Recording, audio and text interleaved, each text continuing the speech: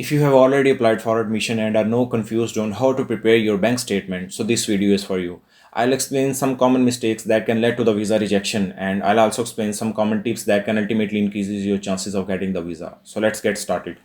सबसे पहले कुछ बेसिक चीज़ों की बात कर लें। उनमें ये है कि आपको कौन स्पॉन्सर कर सकता है। तो मैं ये रिकमेंड करता हूँ कि आपकी जो FRC है, जो आपका फैमिली रजिस्ट्रेशन सर्टिफिकेट है, उसके अंदर जो भी मेंबर्स हैं उनमें से अगर आपको कोई स्पॉन्सर करेगा तो आपका केस मज़ीद स्ट्रांग होगा। लाइक आपके पेरेंट्स हैं, आपके सिस्टर्स या आपके ब्रदर हैं, इनमें से अगर आपको कोई स्पॉन्सर करेगा तो उससे आपका केस स्ट्रांग होगा। मैंने लास्ट वीडियो में भी बताया था कि फ्रांस में कंपटीशन अब इतना इंटेंस हो रहा है कि जिनके केसेस जो हैं वो बहुत ज़्यादा स्ट्रांग होंगे, वीज़ा उन्हीं को मिलेगा। तो अपने केस को स्ट्रांग रखें, इसलिए मैं आपको वही चीज़ें बता रहा होता हूँ जो मैं रिकमेंड करता हूँ। तो FRC के अंदर जो भी मेंबर्स हैं उनमें से किसी को स्पॉन्सर शो करवाएं।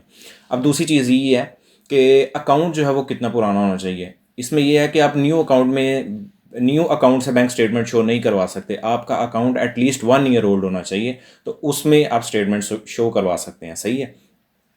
उसके बाद जो है वो बैंक स्टेटमेंट की बात है कि वो कितनी मैं आपको रिकमेंड करूँगा। तो मैं रिकमेंड करता हूँ कि 6 मंथ्स की आप एटलीस्ट बैंक स्टेटमेंट शो करवाएं। मैं जिस इनटेक में अप्लाई कर रहा था, मेरे साथ कुछ स्टूडेंट्स ने 2 मंथ्स की भी 3 मंथ्स की भी स्टेटमेंट शो करवाई थी। हाँ, कुछ एक्सेप्शन होती हैं, हर जगह केसेस जिनके वीज़ा लग भी जाते हैं, लेकिन मेरे साथ स्टूडेंट्स थे जिनके 3.8 CGPA थे। 2 स्टूडेंट थे जिनके 3.8 CGPA थे। यूनिवर्सिटी पैरासेक्ले में ही उनका एडमिशन हुआ था, लेकिन उन्होंने जो है वो क्या कहते हैं 2 मंथ्स की स्टेटमेंट शो करवाई थी, जिसकी वजह से सोलली यही नहीं था, कुछ और भी चीज़ें हो सकती हैं, लेकिन मुझे लगता है कि 2 मंथ्स की स्टेटमेंट उन्होंने शो करवाई थी, जिसकी वजह से उनका वीज़ा रिजेक्ट हो गया था। इसमें एक ये भी डिपेंड करता है कि आप वीज़ा फाइल कब कर रहे हैं। लाइक अगर आप वीज़ा जब जैसे ही ओपन होते हैं आप अर्ली फाइल कर देते हैं तो आपके चांसेस मज़ीद होते हैं वीज़ा लेने के। अगर आप लेट वीज़ा अप्लाई करते हैं, अगर लाइक हमने जुलाई में वीज़ा फाइल किया था 2025 में, तो जैसे जैसे टाइम गुजरता जाता है उनका क्राइटेरिया, मतलब कि वो बहुत स्ट्रॉन्ग जो केसेस होते हैं उन्हीं को वीज़ा देते हैं। सही है। तो मैं इस वजह से प्रेफर करता हूँ कि आप 6 मंथ्स की स्टेटमेंट शो करवाएं। लाइक अगर आप वीज़ा लेट भी फाइल कर रहे हैं तो आप सेफ पोजीशन पे हों। इसमें एक ये पॉइंट है। बाकी जो सेल्फ स्पॉन्सर हैं वो भी अपने आप को स्पॉन्सर शो कर सकते हैं। उसमें ज़ाहिर सी बात है, अगर वो फ्रीलांसिंग करते हैं तो उन्होंने फ्रीलांसिंग से रिलेटेड जो भी डॉक्यूमेंट्स हैं, अगर वो फाइवर पे या अपवर्क पे करते हैं, अब उनको पता है कि उन्होंने डॉक्यूमेंट कहाँ से लेने हैं, इन वेबसाइट से मंगवानी है, जैसे भी उन्होंने प्रिपेयर करने हैं, तो वो डॉक्यूमेंट ज़ाहिर सी बात है आपने जस्टिफाई करना है ना कि आपको मनी कहाँ से आ रही है, तो आपने उससे रिलेटेड जो भी डॉक्यूमेंट्स होंगे आपने वो अटैच कर देने हैं साथ। और जाहिर सी बात है फिर स्पॉन्सर एफिडेविट तो आप साथ अटैच करेंगी। तो इसमें ये चीज़ है। उसके बाद अगर आ जाएं कि जो गोल्ड सेल करते हैं, गोल्ड के थ्रू जो अपने आपको स्पॉन्सर शो करवाते हैं, तो गोल्ड जिसको आप सेल करेंगे उसका जो लेटर हेड है बिजनेस का, जाहिर सी बात है उसके ऊपर उसका नेम लिखा होगा, उसमें सारा वो जस्टिफाई करेगा बंदा कि इतना इन्होंने गोल्ड सेल किया है, जिस दिन उन्होंने सेल किया उस दिन जो गोल्ड का सेल रेट है वो ये था, और टोटल अमाउंट इनकी ये है जो मैंने इनको प्रोवाइड की है। और उसमें लिखा भी जाएगा कि बैंक ट्रांसफ़र हुए हैं या इनको कैश प्रोवाइड किया गया है। तो ये गोल्ड वालों का जो है ना वो सिनेरियो होगा। बाकी जो एग्रीकल्चर और डेयरी से रिलेटेड स्टूडेंट्स हैं जो उस तरह अपने आप को स्पॉन्सर शो करवाएंगे, तो एग्रीकल्चर से रिलेटेड जो है वो आई थिंक सो एक एग्रीकल्चर इनकम सर्टिफिकेट होता है जो पटवारी से या जहाँ से भी बनता है, आप वो अटैच करेंगे। उसके बाद आपने अपनी लैंड के डॉक्यूमेंट्स अटैच करने हैं। सही है। और फिर आपका स्पॉन्सर एफिडेविट आ गया। इसी तरह जो डेयरी वाले हैं वो अब उस वहाँ क्या करेंगे कि उस केस में आपने एक लेटर हेड डिज़ाइन करना है। अब इसमें कोई भी ये मुज़ायका नहीं है कि आप जो है ना वो खुद डिज़ाइन कर लें। लाइक मैं अगर अपनी बात करूँ तो मैंने अपने फादर को स्पॉन्सर शो करवाया था, और मैंने उनका लेटर हेड और उनके बिज़नेस जो कार्ड्स हैं मैंने वो खुद डिज़ाइन किए थे कैनवा से, और उनको जो है वो हमने प्रिंट निकलवा के उसके ऊपर जो है वो इनकम शो करवा दी थी खुद ही। मतलब टोटल केस जो है वो मैंने खुद ही डिज़ाइन किया था कैनवा से। तो आप जो है वो खुद कैनवा से डिज़ाइन कर सकते हैं।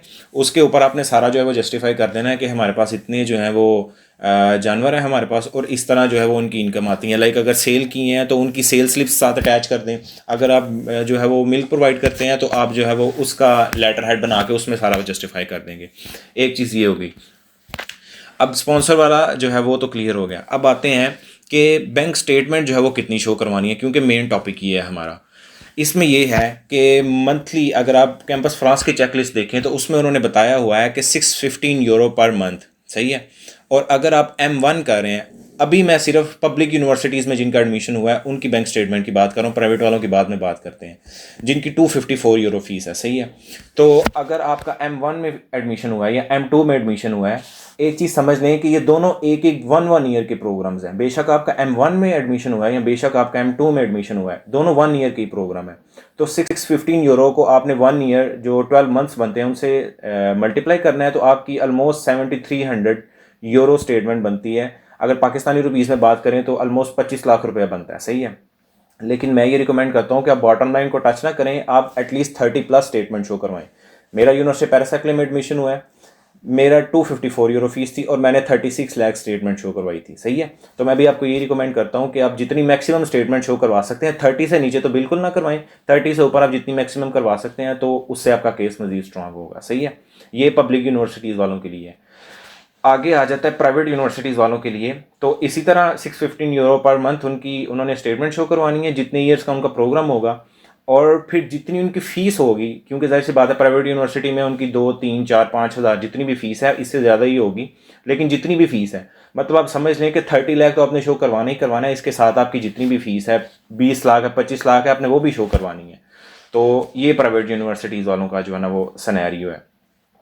आगे इसमें ये चीज़ आ जाती है कि आपने अब स्टेटमेंट प्रिपेयर कैसे करनी है। स्टेटमेंट आपने इस तरह प्रिपेयर करनी है, क्योंकि मोस्टली मिडिल क्लास फैमिली से बिलोंग कर रहे होते हैं, इसमें कोई ऐसी बात नहीं है, हम भी मिडिल क्लास फैमिली से। तो आपके पास जितनी भी अमाउंट है, लाइक हमारे पास थी 36 लाख। तो मैंने क्या किया था कि मुझे आइडिया था, आपके माइंड में भी ये क्लियर होना चाहिए कि आप कब तक जो है वो वीज़ा फाइल करेंगे।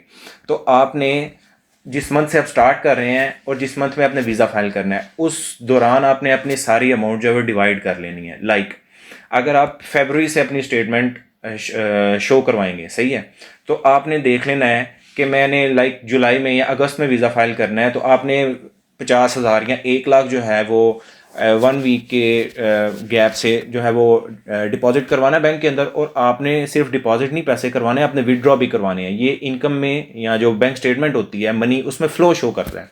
तो आपने अपनी बैंक स्टेटमेंट इस तरह प्रिपेयर करनी है।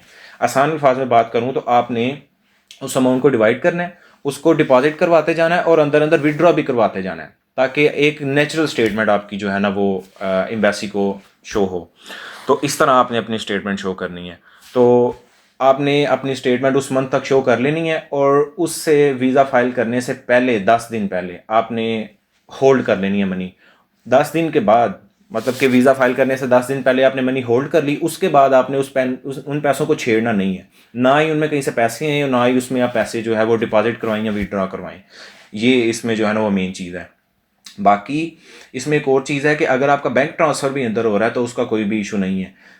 मैं अगर यहाँ पे अपने डॉक्यूमेंट साथ अटैच कर सका तो मैं आपको दिखाऊंगा कि मेरे अकाउंट में मैंने अपने फादर को स्पॉन्सर शो करवाया था, तो उनके अकाउंट में जो है वो पैसे ट्रांसफ़र भी, मोस्टली मेरी स्टेटमेंट जो है वो बैंक ट्रांसफ़र के थ्रू हुई थी।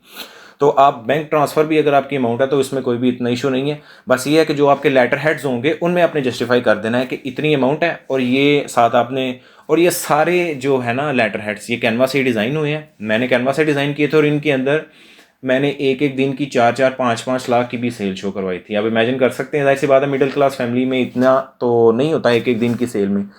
तो आपने, क्योंकि उनको कोई भी इस चीज़ का आइडिया नहीं है कि इनका बिजनेस जो है वो कितना बड़ा है या कितना छोटा है। फ्रांस का प्लस पॉइंट ये है क्योंकि आपने टैक्स रिटर्न मैंडेटरी नहीं है।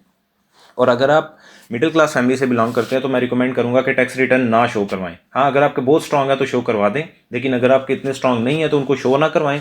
अगर टैक्स रिटर्न शो नहीं है तो डेफिनेटली सी बात है, उनको कुछ भी आइडिया नहीं है कि ये जो इसने बिजनेस शो करवाया ये कितने छोटे लेवल पे है या कितने बड़े लेवल पे है। तो आप कुछ भी शो करवा सकते हो ना। मैंने एक एक दिन की 4 4 5 5 6 6 लाख की भी स्टेटमेंट शो करवाई हुई है सिर्फ एक दिन की। और बैंक ट्रांसफ़र को जस्टिफाई करने के लिए, लाइक कि मैंने बिजनेस लेटर है डिज़ाइन किया, उसमें मैंने सारी मनी शो करवाई कि इतने इतने पैसे हैं टोटल, एंड में अमाउंट 5 लाख मिसाल के तौर पे, और साथ मैंने लिख दिया कि ये जनाब बैंक ट्रांसफ़र हुए हैं। अगर कोई डिपॉजिट करवाए बाय हैंड तो उसमें मैंने शो करवा दिया कि ये बाय हैंड डिपॉजिट हुए हैं। सही है। तो इस तरह जो है वो आपने बैंक स्टेटमेंट अपनी प्रिपेयर करनी है, 10 डेज़ पहले होल्ड कर लेनी है, ताकि वो जो है वो एक जस्टिफाई हो जाए आपकी स्टेटमेंट। ये चीज़ है। उसके बाद आपने अपने प्रूफ ऑफ फंड्स भी जाहिर से बात है शो करवाने हैं। उसमें आपने अपना बिजनेस का जो आपका स्पॉन्सर है उसको, उसका एफिडेविट अटैच करना है, उसके बाद आपने अपने बिजनेस लेटर हेड्स डिज़ाइन करने हैं, वो शो करवाने हैं साथ, और बिजनेस कार्ड जो है वो आपका बिजनेस कार्ड जो होता है, विजिटिंग कार्ड जिसे बोलते हैं, आपने वो भी साथ शो करवाना है जब आप वीज़ा फाइल करेंगे। ये सारे डॉक्यूमेंट्स तब के हैं, लेकिन अभी जो मेन चीज़ है वो ये है कि आपने बैंक स्टेटमेंट कैसे प्रिपेयर करनी है, तो वो मैंने आपको बता दी है। कितनी स्टेटमेंट चाहिए जो पब्लिक यूनिवर्सिटी के स्टूडेंट हैं, और जो प्राइवेट यूनिवर्सिटी के स्टूडेंट हैं उनको कितनी स्टेटमेंट चाहिए, और इसे प्रिपेयर कैसे करना है, ये मेन चीज़ है। तो इसी तरह प्रिपेयर करें बैंक स्टेटमेंट को। आई होप आपका केस जो है वो इस तरह स्ट्रांग हो जाएगा। और अगर अभी तक आपने एडमिशन के लिए अप्लाई नहीं किया तो आप मेरी ये वीडियो देख सकते हैं, जिसमें मैंने बताया कि स्टिल आपके पास चांस है फ्रांस में एडमिशन के लिए अप्लाई करने के लिए।